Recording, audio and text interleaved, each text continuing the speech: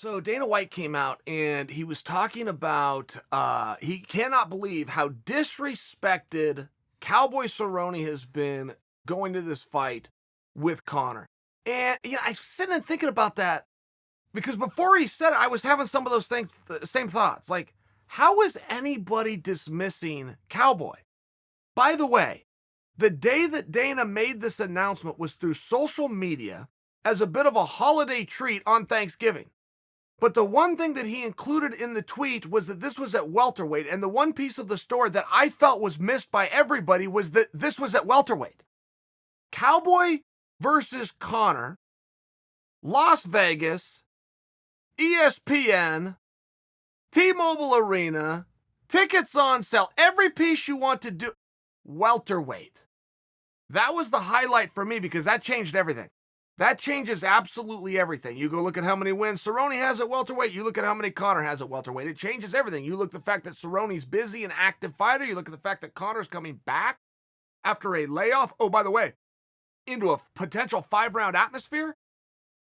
Spotting his opponent 15 pounds. I mean, welterweight was the story. And nobody seemed to pick up on it. But I'll tell you who did. You want to talk about disrespect? I'll tell you this. One who did pick up on it?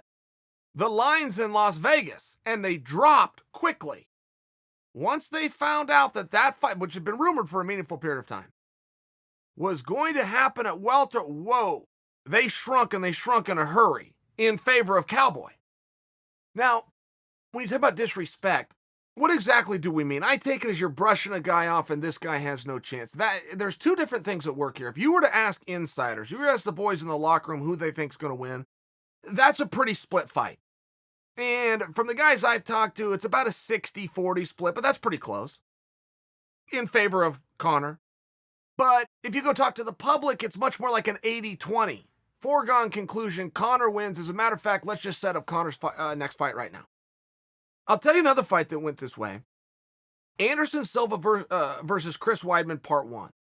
And it didn't have all of the same interest, but one of the reasons it didn't have the interest is it was just a foregone conclusion in the public's mind that Anderson Silva was going to win. The reason it was a foregone conclusion, they just didn't know who Chris Weidman was. They just hadn't heard that name enough times. Weidman had a couple of TV fights, but only one was a big and featured fight. It was live on Fox. He threw an elbow. He knocked out Munoz, but it was on like a Wednesday night. It didn't have the exposure that a match like that would have had, which means Weidman didn't have the exposure. And one thing that we know about combat sports, whoever has a bigger name is the better fighter. Everybody believes that. Oh, this guy, I haven't even heard of this guy. Of course, this guy I've heard of wins. That's just the way it works. It's worked that way from the beginning of the time. It works that way right now. It will work that way till the end of time. But the locker room was different. If you were to ask the boys in the back, they knew the kryptonite of the Spider was going to be the All-American. They knew that, and it was a huge, huge divide. I mean, it was like 90%. We're sure that Chris Weidman's going to win. 10%. We're still leaning towards the GOAT, Anderson Silva. So I bring that up by example because there's kind of two different markets. And I can tell you the locker room is not dismissing Cowboy, and they are not disrespecting Cowboy. The general public knows about Conor. I mean, look, if you spend an hour studying economics, you've wasted 45 minutes. Supply and demand, that's all you have to know. And if you go and get a PhD or a master's degree in economics and you think you're going to impress me with anything fancy you're going to say, supply and demand, that is economic.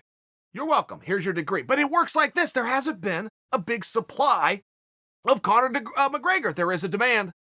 Cowboy's the exact opposite. There is a demand for Cowboy, but there's been more than enough supply. Cowboy's got records for just how active he is. Just how many fights he's had. Anybody, anytime short notice, 3 rounds, 5 rounds, 170, 155, any way you want to do it, put in Cowboy Cerrone. It's half his mystique. It's half his gimmick. It's 80% of why everybody loves him.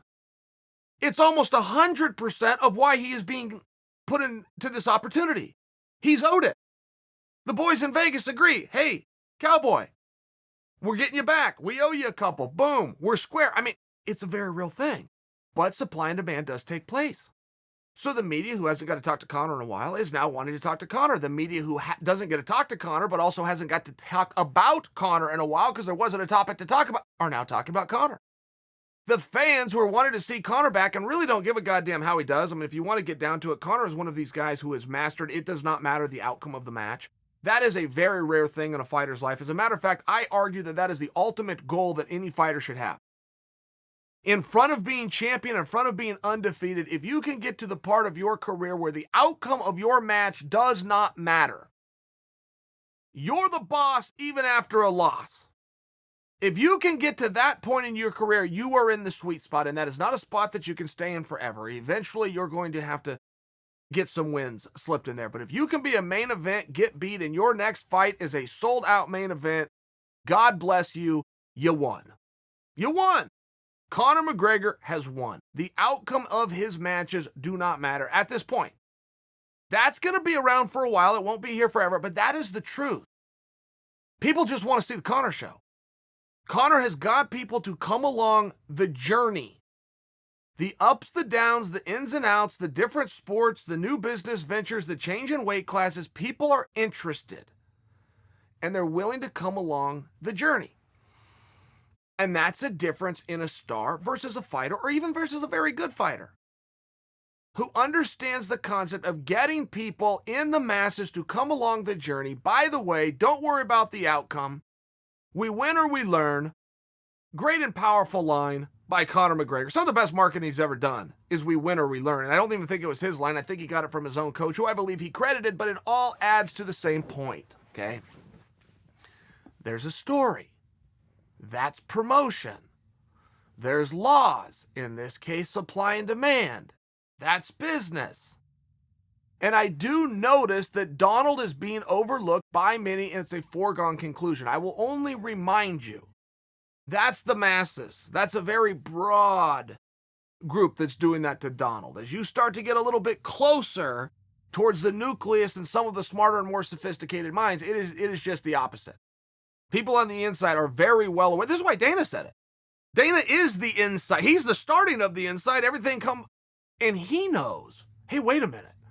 There's way more to this match than Conor rides into town, grabs a bag full of money, and rides out. There's some calories going to be spent here. There's some work that's got to be done. There's an outcome that's yet to be determined. He's right.